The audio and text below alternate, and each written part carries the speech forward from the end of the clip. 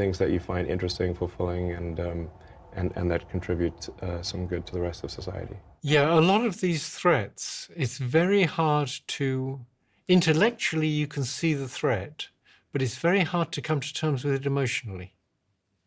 Yeah. I haven't come to terms with it emotionally yet. What do you mean by that? I haven't come to terms with what the development of superintelligence could do to my children's future. I'm okay, I'm 77. I'm going to be out of here soon. But for my children and my younger friends, my nephews and nieces, and their children, I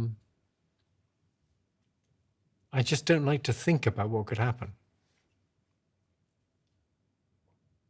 Why? Because it could be awful. In what way?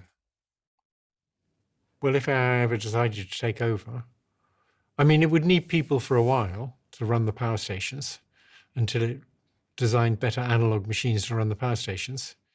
There's so many ways it could get rid of people, all of which would, of course, be very nasty. Is that part of the reason you do what you do now? Yeah.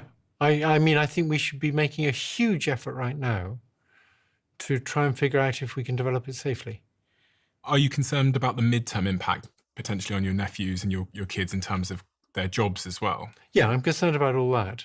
Are there any particular industries that you think are most at risk? People talk about the creative industries a lot and it's sort of knowledge work.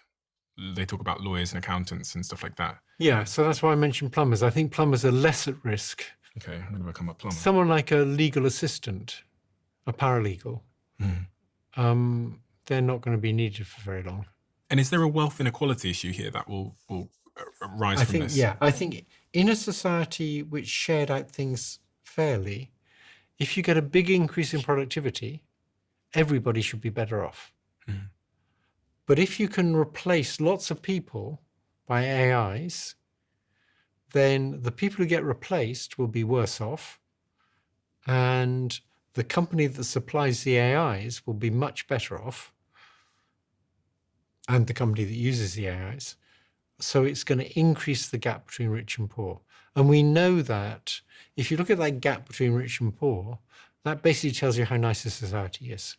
If you have a big gap, you get very nasty societies in which people live in walled communities and put other people in mass jails. It's not good to increase the gap between rich and poor. The International Monetary Fund has expressed profound concerns that generative AI could cause massive labor disruptions and rising inequality, and has called for policies that prevent this from happening. I read that in the business.